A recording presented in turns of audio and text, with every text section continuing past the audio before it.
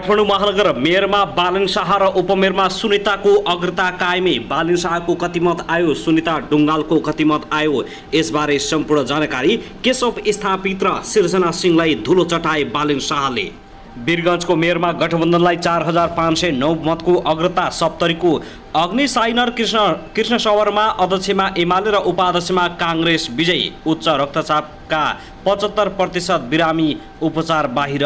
जसपाका संघीय परिषद अध्यक्ष डा बाबुराम भट्टराईले भने जनताले एउटा खराबको ठाउँमा अर्को खराबलाई भोट हाले। भरतपुर 4 मा सत्ता गठबन्धनलाई ओडामा सफलता। मेयरमा भुइँकट्टरको असर।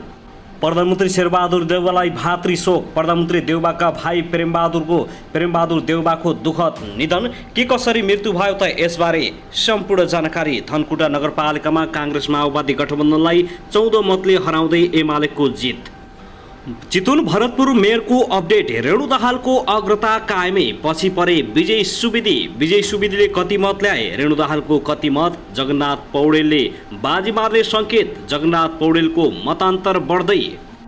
आफूलाई बडो क्विन्टल दाबी गर्ने नेकपा एमाले दोस्रो दलको बाटोमा। पहिलो नेपाली काङ्ग्रेस कार्यव्यवस्था परामर्श समितिको बैठक सुरु। नेकपा एमाले गर्यो बहिष्कार। नेकपा एमाले र काङ्ग्रेसको गढ तोड्दै बालन शाह। गणना भएका प्रत्येक ओडामा अग्र स्थानमा। सिन्धुलीको हरिहरपुर गढीमा गठबन्धनको निकै ठुलो जुत। एमाले अध्यक्ष केपी शर्मा ओलीलाई आफ्नै गृह जिल्लामा लाग्यो निकै ठुलो धक्का। उनको अहङ्कार स्थानीय तहको निर्वाचनबाट परास्त। देशभर 290 स्थानीय तहको मत परिणाम सार्वजनिक। 130 स्थानमा जित हासिल गर्दै अगाडि नेपाली काङ्ग्रेस र नेकपा एमालेको के कति। माओवादी केन्द्र तेस्रो स्थानमा।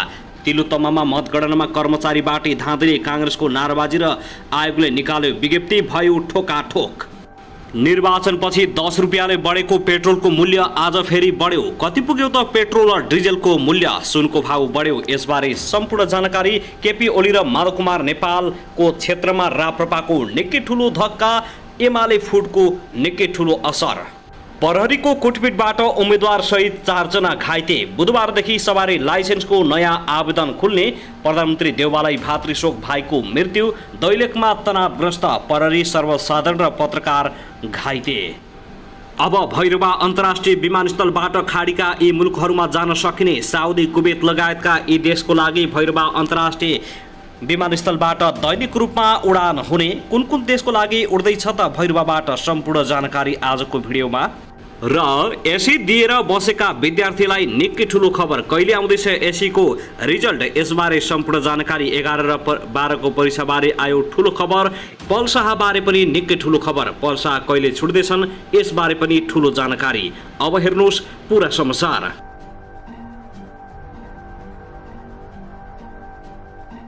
दर्शकबिन नमस्कार। युट्युब च्यानल नेपाली खबर मिडियामा तपाईहरूलाई हार्दिक स्वागत छ।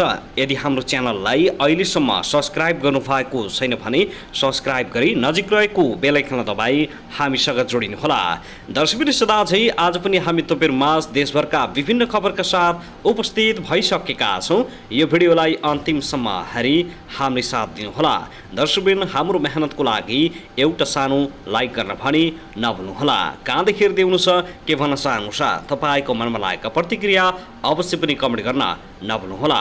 दर्शकबिन के तपाईँ हाम्रो च्यानलमा नियमित श्रोता हुनुहुन्छ? यदि नियमित हुनुहुन्छ भने तल कमेन्ट बक्समा नियमित अथवा रेगुलर लेख्नुहोस्। यदि तपाईँ नयाँ हुनुहुन्छ भने सब्स्क्राइब गरी जोडिनुहोस् ताकि हामी नयाँ अपडेटका साथ हामी तपाईहरुमाझ दैनिक रूपमा उपस्थित हुने गर्दछौं। हाम्रा अपडेटहरू तपाईहरुलाई के कस्तो लागिरहेको छ, सल्लाह सुझाव प्रतिक्रिया अवश्य पनि कमेन्ट गर्न नभुल्नुहोला। दर्शकबिन स्थानीय तहको निर्वाचनको मत परिणाम आउन सुरु भएको छ। विभिन्न जिल्लाहरूका मत परिणाम आइसकेका छन् भने चितवनको भरतपुरमा निकै ठुलो प्रतिस्पर्धा देखिएको छ। विजय सुवेदी र रेणु दाहालको के कति मत आयो त यसबारे पनि सम्पूर्ण जानकारी आजको समाचारमा हामी दिन गइरहेका छौं। उता काठमाडौँ महानगरमा बालन शाह, केशव स्थापित र सिर्जना सिंह बीच प्रतिस्पर्धा चलिरहेको छ भने बालन शाहले बाजी मार्दै अहिलेसम्म अग्रता कायम राखेका छन्। उनको अग्रता अलिकति पनि तल झरेको छैन। बालन शाहले प्रत्येक ओडामा आफ्नो अग्रता कायम राखेका छन्। के कति मत ल्याए त बालन शाहले यसबारे पनि पूरा जानकारी दिनेछौँ र केशव स्थापितको कति मत आयो यसबारे पनि सम्पूर्ण जानकारी दिनेछौँ। अन्य देशभरका खबरका पनि हामी जानकारी दिनेछौँ। हामीसँगै रहनुहोला, अन्तिमसम्म हेर्नुहोला। दर्शकबिन आउनुहोस् आजको पहिलो खबरतर्फ लागौं। नेकपा एकीकृत समाजवादीकी नेत्री रामकुमारी झाँक्रीले नेकपा एमालेको दम्ब र अहंकार अझै केही समय जारी रहने टिप्पणी गरेकी छिन्। नेकपा एमाले गठबन्धन र सरकारले चुनावमा धाँधली गरेको आरोप लगाइरहेको बेलामा त्यही विषयलाई लिएर आजबाट सुरु हुने संसद बैठकमा अवरोध गर्ने आरोप समेत लगाएकी हुन्। उनले फेसबुकमा लेखेकी छिन्, यी त्यस्ता प्रवृत्ति हुन् जसले स्थानीय चुनावमा धाँधली भयो भनेर आज फेरि संसद अवरुद्ध सुरु गर्नेछन्। मेरा के कमजोरी थिए र जनताले भोट हालेनन्? हामी विरुद्ध कसरी मोर्चाबन्दी भयो? एकता गरेको पार्टी किन चार टुक्रा भयो भन्ने समीक्षा गर्ने छैनन्। दम्ब र अहंकार अझै पनि केही समय जारी रहने रामकुमारी झाँक्रीको भनाइ छ। के कमजोरीका कारणले जनताले भोट हालेनन् भनेर समीक्षा गर्नुको साटो दम्ब देखाइरहेको उनले आरोप समेत लगाएका छन्।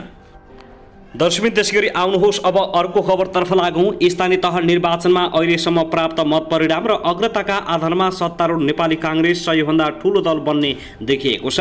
हुन त यो निर्वाचनमा अनपेक्षित रूपमा काठमाडौँ महानगरपालिका लगायत केही पालिकामा राजनीतिक दलभन्दा स्वतन्त्र उम्मेद्वार बलिया देखिएका छन्, जसले मुलुकको राजनीतिक संस्कारमा सुधारको आवश्यकता रहेको देखिएको छ। निर्वाचन आयोग नेपालले अहिलेसम्म सार्वजनिक गरेको मत परिणाम अनुसार सत्तारूढ नेपाली कांग्रेसले 20 नगर प्रमुख र 96 गाउँ अध्यक्ष सहित कुल 116 स्थानमा जित हासिल गरिसकेको छ। सो पार्टीले अहिलेसम्म 88 नगर प्रमुख र 79 गाउँपालिका अध्यक्षमा अग्रता समेत कायम गरेको छ। अहिलेसम्मको अग्रता नै अन्तिम नतिजासम्म यथावत रहने हो भने कांग्रेसले कुल 753 मध्ये 283 प्रमुख पद जित्ने देखिएको छ। प्रमुख प्रतिपक्षी दल नेकपा एमाले भने हालसम्म 10 नगर प्रमुख र 62 गाउँपालिका अध्यक्ष सहित कुल 72 स्थानमा जित हासिल गरेको छ। सो पार्टीको अहिले 53 नगर प्रमुख र 55 गाउँपालिका अध्यक्षमा अग्रता समेत हासिल गरिसकेको छ।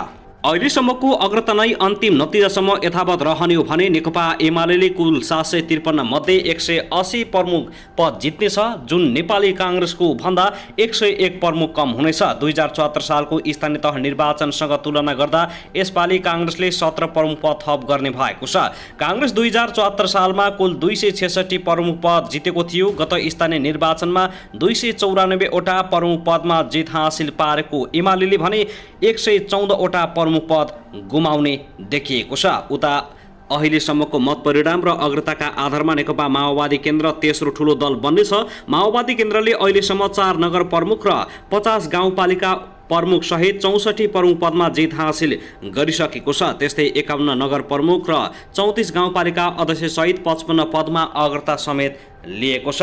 यही अग्रता अनुसार परिणाम आउने हो भने माओवादी केन्द्रले 109 प्रमुख पदमा हात पार्नेछ, जुन अघिल्लो निर्वाचन माओवादी केन्द्र जितेको 106 प्रमुख पद भन्दा 3 पद बढी देखिने भएको छ।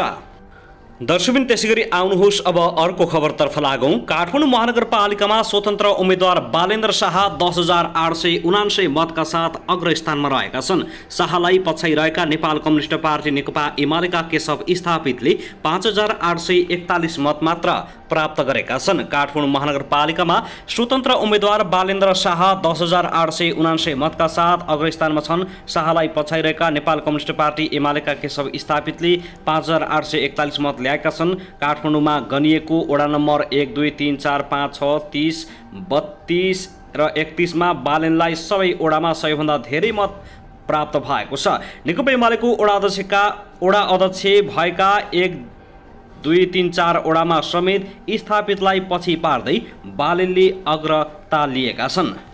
त्यसैगरी आउनुहोस् अब अर्को खबरतर्फ लागौं। धनुषामा दुई पक्षबीच विवाद हुँदा गोली चलेको छ।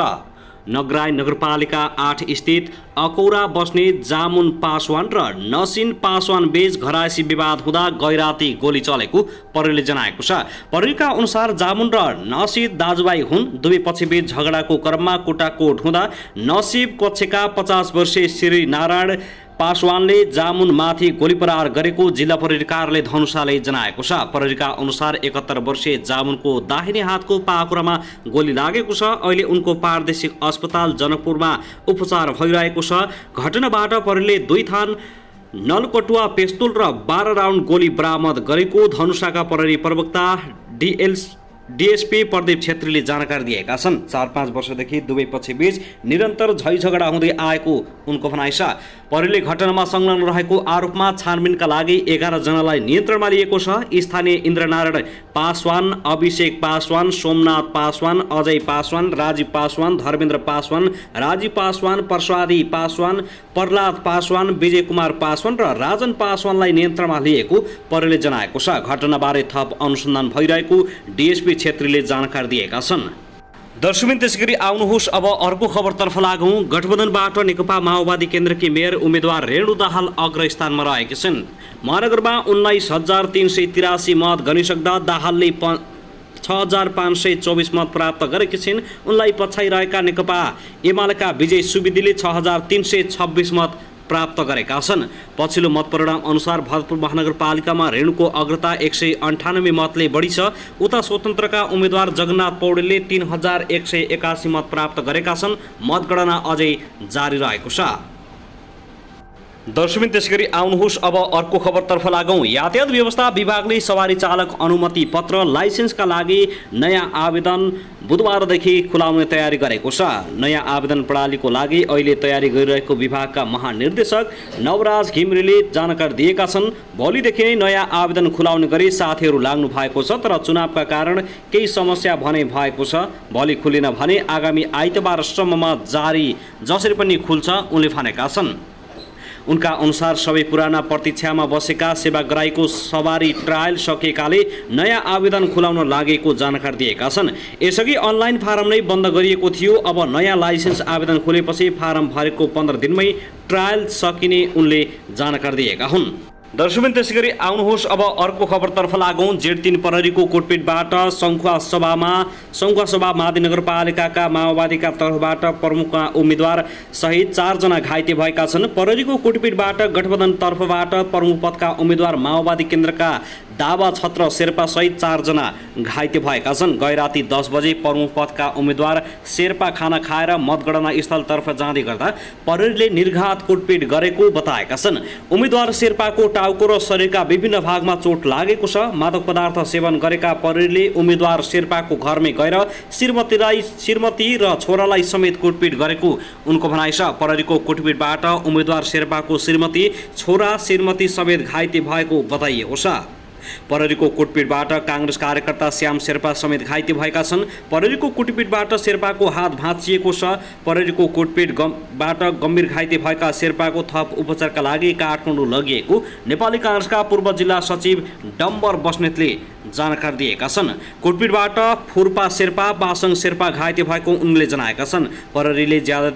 प्रहरी ज्यादतीको घारे वर्षना गर्दै घटनामा संलग्न प्रहरीमाथि कारबाही गर्ने कांग्रेसका पूर्व सचिव बस्नेतले प्रतिबद्धता माग गरेका छन्। दर्शकमानुभाव त्यसैगरी सरकारले निर्णय गरेको साताको 2 दिन सार्वजनिक विदा त्रिभुवन विश्वविद्यालय तिर्बी अन्तर्गतका क्याम्पसमा लागू नहुने भएको छ। तिर्बी रजिस्ट्रारको कार्यालय सूचना तथा जनसम्पर्क महाशाखाले सूचना जारी गरी विदा लागू नगर्न आदेश दिएको हो। सूचनामा कोभिड-19ले समेत शिक्षा क्षेत्रमा असर पुर्याएकाले सबैमा कोर्स सक्न विदाको व्यवस्था नगरिएको उल्लेख गरिएको छ। तिर्बीबाट अर्को सूचना जारी नहुन्जेलसम्मका लागि तिर्बीबाट प्रदान गरिने सेवा र पठन पाठन नियमित रूपमा सञ्चालन हुने तिर्बीले जनाएको छ। त्यस्तै भक्तपुर नगरपालिकाले पनि नगरपालिका भित्रका निजी तथा सामुदायिक विद्यालयलाई तत्काल सार्वजनिक विदा नदिन र साबिकै अनुसार पठन पाठन थाल्न निर्देशन दिएको छ। सरकारले पेट्रोलियम पदार्थको आयात घटाएर विदेशी विनिमय सञ्चित बढाउन भन्दै शनिबार र आइतबार 2 दिन सार्वजनिक विदा दिने निर्णय जेठ 1 गतेदेखि लागू गरेको छ। तर कोरोनाका कारण थलिएको शिक्षा क्षेत्रलाई प्रभावित पार्न दिन नहुने भन्दै विभिन्न प्राइभेट स्कुलले पनि यो कुरालाई मान्यता दिएका छैनन् भने सरकारी स्कुल मात्रै 2 दिन बन्द भएका छन्।